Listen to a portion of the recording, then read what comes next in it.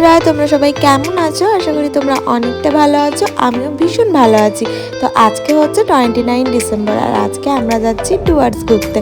তো আমি, বোন আর ছোট আমরা তিনজন যাচ্ছি। তো চলো আমার নতুন একটা ব্লগে তোমাদের সকলকে জানাই অনেক অনেক অনেক ওয়েলকাম। তো দেখতেই পেলে আমি একদম রেডি হয়ে মাকে বাবাকে বলে প্রণাম করে ঠাকুর প্রণাম করে তো একদম ট্রেনের উদ্দেশ্যে বেরিয়ে পড়েছি। আর ট্রেন ছিল আমাদের 4:50 ছিল আর আমরা 3:30 নাগাদ বেরিয়ে গেছিলাম, একটু তাড়াতাড়ি বেরিয়েছিলাম।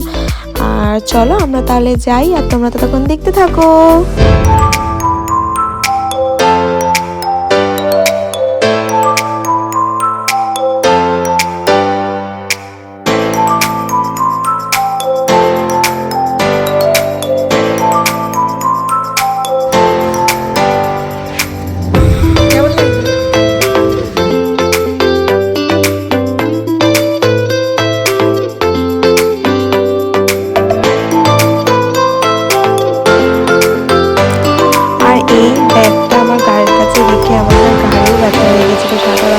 এত ছোট ছিল কেন কে জানে, মাথার কাছে ব্যাগ রাখতে হচ্ছে, পায়ের কাছে ভীষণ অস্বস্তিকর একটা ব্যাপার।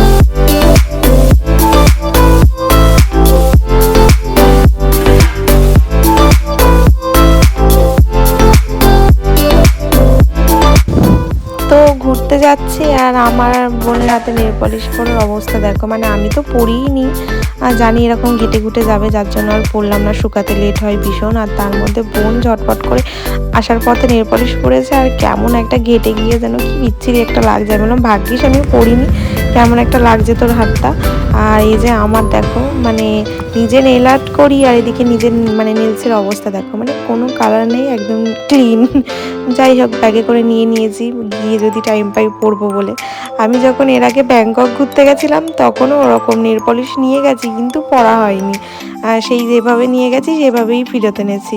আর ওই শুকাবে না ওই ভয়তেই আর পড়া হয়নি। আর এই এখনও তাই করলাম, জানি না আদেও পড়া হবে কিনা, মনে তো হয় পড়া হবে না, তাও ব্যাগে করে বয়ে বয়ে নিয়ে যাচ্ছি আর কি। আর এখন এই যে সবে আমরা নিকো পার্ক ক্রস করছিলাম। তো চলো আমরা যেতে থাকি আর তোমরা দেখতে থাকো।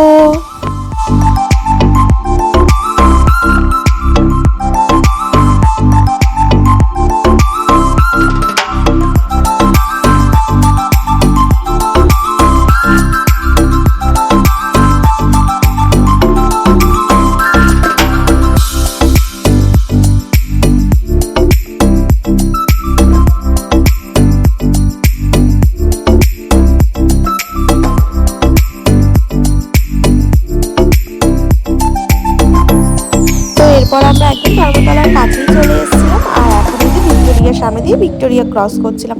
তো এখানে এত গাছগুলো আছে তো যার জন্য পুরোটা দেখাতে পারলাম না, চূড়াটা হালকা হালকা দেখা যাচ্ছিল। আর এরপর একদম স্টেশনে পৌঁছে গেছে। স্টেশনে আসার পথে, মানে আমি তো সাঁতরাগাছি স্টেশনটা আগে কখনো আসিনি, আর এখান থেকে আমাদের সাঁতরাগাছি থেকে নিউ জলপাইগুড়ি ট্রেন ছিল।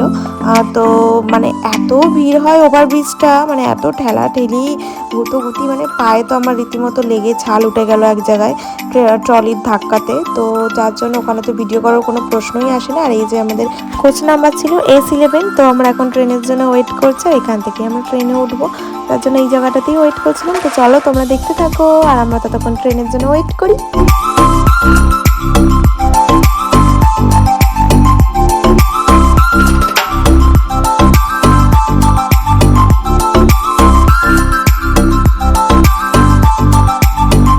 আর ওরা ভাবছিল কি আমি ওদের ফটো তুলছি, আসলে আমি এখানে ভিডিও করছিলাম ওদের। আর ওদেরকে বলছিলাম এরকম করো ওরকম করো, ওরা এন্টার করতেই আছে। যাই হোক, বুঝতে পারিনি কিন্তু আমি ভিডিওটা করছিলাম, তাহলে কিন্তু করতো না, খুব চালাক আদমি আছে দুজনে। তো এই যে আমাদের ট্রেনও চলে এসছে। তো চলো আমরা ট্রেনে এবার উঠি। তো ট্রেনে উঠে আবার দেখা হচ্ছে তোমাদের সাথে। তো চলো ততক্ষণ দেখতে থাকো।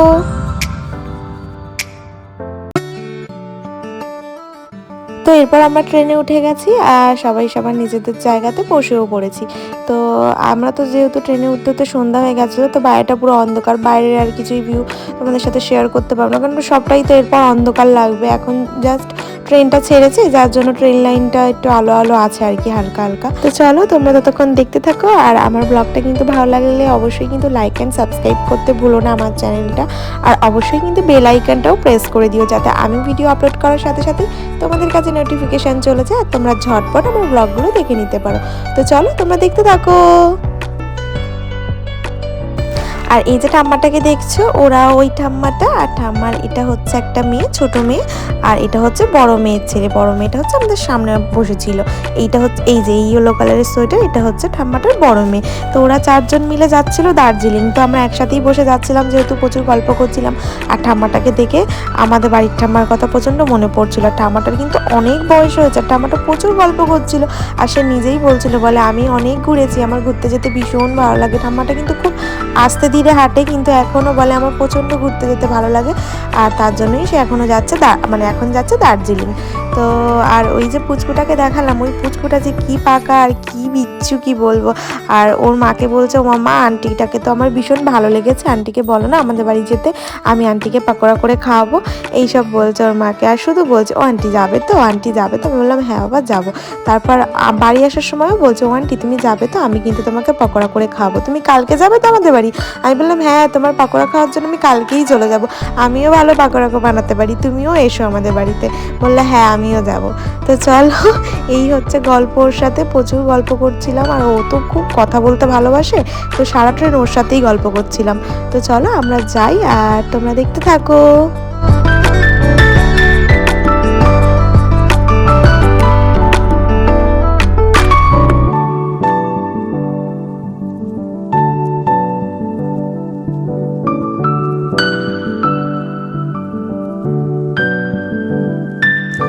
তো এরপর ট্রেনে উঠে তো কিছু তো খেতেই হবে, এটা তো মাস্ট, কিছু তো খেতেই হবে, মানে সবাই খায় ট্রেনে উঠে কিছু না কিছু। তো আমরা ওরকমই চিপস খাচ্ছিলাম, বাড়ির থেকেই নিয়ে এসেছিলাম চিপসগুলো। তো বর আমাকে একটা খাইয়ে দিলাম, ভিডিও করছিলাম তাই।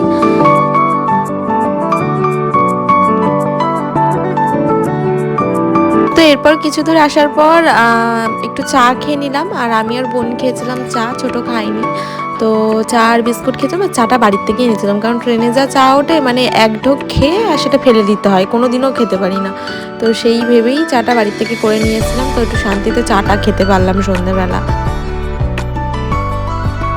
তো এরপর রাত্রে ডিনারটা সেরে নিচ্ছিলাম, আর বর এই যে ভালোবাসে একটু খাইয়ে দিচ্ছিল। আর রাত্রে মা রান্নাটা করে পাঠিয়েছিল, রুটি আর চিকেন। তো চিকেনটা খুবই ভালো হয়েছিল, ছোটো বারবার বলছিল। আর তারপর খাওয়া দাওয়া শেষে বর্ধমানে এসে দই রাবড়ি মিষ্টিগুলো উঠেছিল। তো বরকে বললাম একটু রাবড়ি খেয়ে দেখি কেমন। তো রাবড়িটা খুব টেস্টি ছিল, যার জন্য দুটো নিয়েছিলাম, এখন একটা খেয়েছিলাম আবার পরে। তো খাওয়া দাওয়ার পর এই যে একটা স্টেশনে এসে, ট্রেন তো প্রায় 2 ঘন্টা মতো দাঁড়িয়েছিল, এত বিরক্তি লাগছিল, যার জন্য একটু ট্রেন থেকে একটু নেবে ভিডিও করেছিলাম। আর এই স্টেশনটা দেখো কেমন একদম অন্ধকার, সে কেমন যেন একটা ভুতুরে টাইপের, কেমন একটা যেন লাগছিল, ফিলিংস হচ্ছিল এই স্টেশনটায় নেবে। তো আমি বেশিক্ষণ দাঁড়াইনি, একটুখানি নেবেই বর বারবার বলছিল যে একটু আসো, দেখবে আসো কেমন অন্ধকার স্টেশনটা, তা যার জন্য একটু নাবা। তো ভিডিওটা করেই আমি আবার চলে গেছিলাম।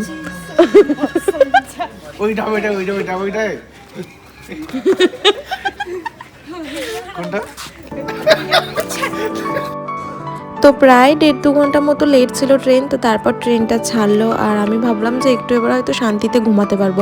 ওরে বাবারে, একজন পায়ের সামনে, একজন হচ্ছে আমার ডান দিকে, আর একজন হচ্ছে আমার পেছনের বাঙ্কারটাতেই, মানে এত নাক ডাকাচ্ছে, মনে হচ্ছে কম্পিটিশনে আছে এরা কোনো নাক ডাকানোর। তো যাই হোক, কোনো মানে ঘুমাতে তো পারিনি বললেই চলে, সারা রাত বসেই কাটিয়ে দিয়েছিলাম। এইভাবে কি কেউ আর ঘুমাতে পারে বলো। তো যাই হোক, আজকের ব্লগটা অবধি, ভালো লাগলে অবশ্যই লাইক অ্যান্ড সাবস্ক্রাইব করে দিও আমার চ্যানেলটা, আর অবশ্যই কিন্তু বেল আইকনটা প্রেস করতে ভুলো না, যাতে আমি ভিডিও আপলোড করার সাথে সাথেই তোমাদের কাছে নোটিফিকেশন চলে যায়, আর তোমরা ঝটপট আমার ভিডিওটা দেখে নিতে পারো। আর নেক্সট ব্লগে শেয়ার করবো ডুয়ার্সে গিয়ে কি করলাম না করলাম। ততক্ষণ ভালো থেকো, সুস্থ থেকো, সবাইকে টাটা, শুভরাত্রি।